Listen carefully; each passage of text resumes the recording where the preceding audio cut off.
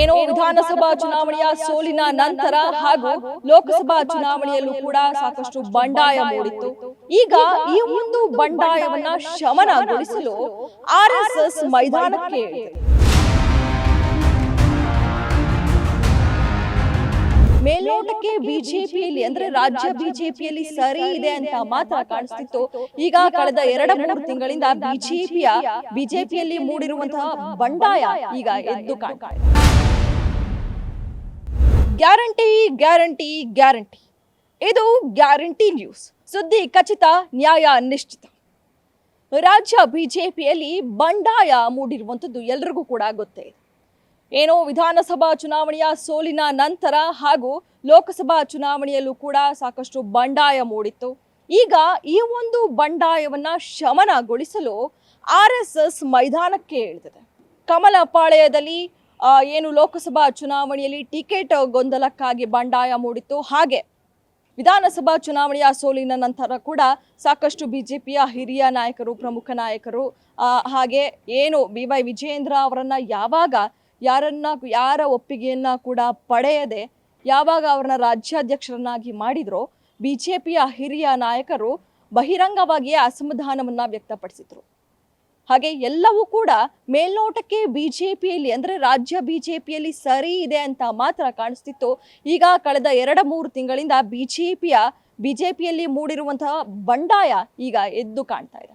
ಯಾಕಂದ್ರೆ ಮೈಸೂರು ಚಲೋ ಪಾದಯಾತ್ರೆಯನ್ನ ಬಿಜೆಪಿಯ ಏನು ರಾಜ್ಯಾಧ್ಯಕ್ಷರಾದಂತಹ BY ವಿಜಯೇಂದ್ರ ಅವರ ನೇತೃತ್ವದಲ್ಲಿ ಪಾದಯಾತ್ರೆಯನ್ನ ಮಾಡಿದ್ರು. ವಾಲ್ಮೀಕಿ ಹಗರಣ ಹಾಗೂ ಮೂಡ ಹಗರಣಗಳ ವಿರುದ್ಧ ಮಾಡಿದಂತಹ ಮೈಸೂರು ಚಲೋ ಪಾದಯಾತ್ರೆ ಯಶಸ್ವಿ ಕೂಡ ಆಯಿತು. ಆದರೆ ಈ ಒಂದು ಪಾದಯಾತ್ರೆಗೆ ಮತ್ತೊಂದು ಬಣ ಏನಿದೆಯೋ ಅಂದ್ರೆ ಬಸನಗೌಡ ಪಾಟೀಲ್ ಯತ್ನಾಳ್ ಅವರು ಹಾಗೆ ಏನು ರಮೇಶ್ ಜಾರಕಿಹೊಳಿ ಅವರ ಬಣ ಏನಿದೆಯೋ ಆ ಒಂದು ಬಣ ಈ ಒಂದು ಪಾದಯಾತ್ರೆಯಲ್ಲಿ ಪಾಲ್ಗೊಂಡಿರಲಿಲ್ಲ. ನಾವು ಆ ಒಂದು ಪಾದಯಾತ್ರೆಗೆ ನಾವು ಬರೋದಿಲ್ಲ, ನಮಗೆ ರಾಜ್ಯಾಧ್ಯಕ್ಷ BY ವಿಜಯೇಂದ್ರ ಅಲ್ಲ, ನಾವು ಹೈಕಮಾಂಡ್ ಮಾತನ್ನ ಕೇಳ್ತೀವಿ, ನಮ್ಗೆ ಏನಿದ್ರು ಹೈಕಮಾಂಡೇ ಅಂತ ಬಸನಗೌಡ ಪಾಟೀಲ್ ಯತ್ನಾಳ್ ಅವರು ಬಹಿರಂಗವಾಗಿಯೇ ಹೇಳಿದರು.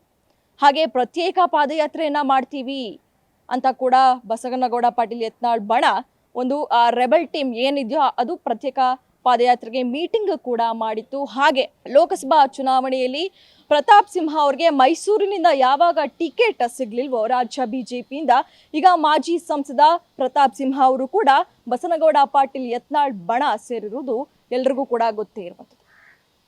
ಸೊ ಇದೀಗ ಈ ಎಲ್ಲ ಏನು ಈ ಒಂದು ಬಿಜೆಪಿಯಲ್ಲಿ ಮೂಡಿರುವಂತಹ ಬಂಡಾಯ ಯಾವಾಗ ಅತಿರೇಕಕ್ಕೆ ಹೋಗ್ತಾ ಹೋಯ್ತೋ, ಇದೀಗ ಆರ್ಎಸ್ಎಸ್ ಕಮಲಪಾಳ್ಯದ ಬಂಡಾಯವನ್ನ ಶಮನಗೊಳಿಸಲು ಮೈದಾನಕ್ಕೆ ಇಳಿದಿದೆ.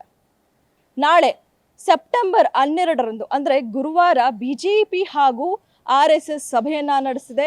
ಒಟ್ಟು 40 ಪ್ರಮುಖ ನಾಯಕರು ಏನು ರಾಜ್ಯಾಧ್ಯಕ್ಷ BY ವಿಜಯೇಂದ್ರ ಅವರು, ಹಾಗೆ ಪ್ರತಿಪಕ್ಷ ನಾಯಕ R ಅಶೋಕ್ ಬಣ ಮತ್ತು ಜಾರಕಿಹೊಳಿ ಅಂದ್ರೆ ರಮೇಶ್ ಜಾರಕಿಹೊಳಿ ಹಾಗೆ ಬಸನಗೌಡ ಪಾಟೀಲ್ ಯತ್ನಾಳ್ ಅವರ ಬಣ, ಈ 2 ಬಣದ ಪ್ರಮುಖ ನಾಯಕರು ಏನಿದ್ದಾರೋ ಒಟ್ಟು 40 ಪ್ರಮುಖ ನಾಯಕರನ್ನ ನಾಳೆ ಆರ್ಎಸ್ಎಸ್ ಸಭೆ ನಡೆಸಿದೆ ನಾಯಕರ ಜೊತೆ. ಹಾಗೆ ಈ ಒಂದು ಸಭೆಯಲ್ಲಿ ಏನು ಕೇಳಿ ಬರ್ತಾ ಇದೆ ಅಂದ್ರೆ ಈ ಒಂದು ಸಭೆಯಲ್ಲಿ ಚನ್ನಪಟ್ಟಣ ಟಿಕೆಟ್ ಹಾಗೆ ಏನು ಪ್ರಹ್ಲಾದ್ ಜೋಶಿ ಅವರ ಮನೆಯಲ್ಲಿ ಹಾಗೆ ಬೊಮ್ಮಾಯಿ ಅವರ ನೇತೃತ್ವದಲ್ಲಿ ಹಾಗೆ R ಅಶೋಕ್ ಅವರು ಬಿಜೆಪಿಯ ಪ್ರಮುಖ ನಾಯಕರು ಏನು ದೆಹಲಿಯಲ್ಲಿ ಈ ಚನ್ನಪಟ್ಟಣ ಟಿಕೆಟ್ ವಿಷಯವಾಗಿ ಸಭೆಯನ್ನ ನಡೆಸಿದ್ರು.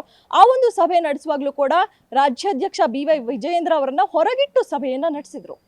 ಇದು ಕೂಡ ಎಲ್ಲೋ ಒಂದ್ ಕಡೆ ಸಾಕಷ್ಟು ಮಾತುಗಳಿಗೂ ಕೂಡ ಕೇಳಿ ಬಂತು. ಹಾಗೆ ಇದೀಗ ಈ ಒಂದು ನಾಳೆ ನಡೀತಾ ಇರುವಂತಹ ಆರ್ಎಸ್ಎಸ್ ಸಭೆಯಲ್ಲಿ ಚನ್ನಪಟ್ಟಣ ಟಿಕೆಟ್ ವಿಷಯ ಕೂಡ ಪ್ರಸ್ತಾಪ ಆಗುತ್ತೆ ಅನ್ನುವಂತಹ ಮಾತುಗಳು ಕೂಡ ಈಗ ಕೇಳಿ ಬರ್ತಾ ಇರುವಂಥದ್ದು. ಏನು ಆರ್ಎಸ್ಎಸ್ ಈಗ ಬಿಜೆಪಿಯಲ್ಲಿ ಮೂಡಿರುವಂತಹ ಏನು ಬಂಡಾಯವನ್ನ ಶಮನಗೊಳಿಸುತ್ತಾ? ಯಾಕಂದ್ರೆ ಆರ್ಎಸ್ಎಸ್ ಬಿಜೆಪಿಯ ವಿಧಾನಸಭಾ ಚುನಾವಣೆಯ ಸೋಲಿನ ನಂತರ ಆರ್ಎಸ್ಎಸ್ ಯಾವುದೇ ರೀತಿಯಾದಂತಹ ಸಲಹೆಯನ್ನ ಕೊಡೋದು ನಿಲ್ಲಿಸಿತ್ತು. ಯಾವಾಗ ಬಸನಗೌಡ ಪಾಟೀಲ್ ಯತ್ನಾಳ್ ಬಣ ಯಾವಾಗ RSS ಅವ್ರನ್ನ ಭೇಟಿಯಾಗಿ ಈ ಒಂದು ಬಂಡಾಯದ ವಿಷಯದ ಬಗ್ಗೆ ಯಾವಾಗ ಹೇಳಿದ್ರು, ಹಾಗೆ ಪ್ರತ್ಯೇಕ ಪಾದಯಾತ್ರೆಯ ಬಗ್ಗೆ ಯಾವಾಗ ತಿಳಿಸಿದ್ರು, ಸೊ ಆವಾಗ 1-2 ತಿಂಗಳು ಸುಮ್ಮನೆ ಇರಿ, ನಾವು ನೋಡ್ಕೊಳ್ತೀವಿ, ನಾವು ಮಾಡ್ತೀವಿ ಅನ್ನುವಂತಹ ಭರವಸೆಯನ್ನು RSS ಕೊಟ್ಟಿತ್ತು.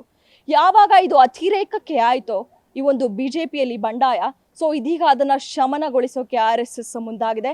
ನಾಳೆ ಹಾಗಾದ್ರೆ ಈ ಒಂದು ಬಂಡಾಯ ಶಮನಗೊಳಿಸುವಂತಹ ಸಭೆಯಲ್ಲಿ ಏನಾಗುತ್ತೆ ಕಾದು ನೋಡಬೇಕಾಗಿದೆ. ಕ್ಯಾಮ್ರಾ ಪರ್ಸನ್ ಪಂಪಾಪತಿ ಜೊತೆ ಕವನ Shivanna, guarantee news, Bengaluru. Guarantee news, ಸುದ್ದಿ ಖಚಿತ, ನ್ಯಾಯ ನಿಶ್ಚಿತ.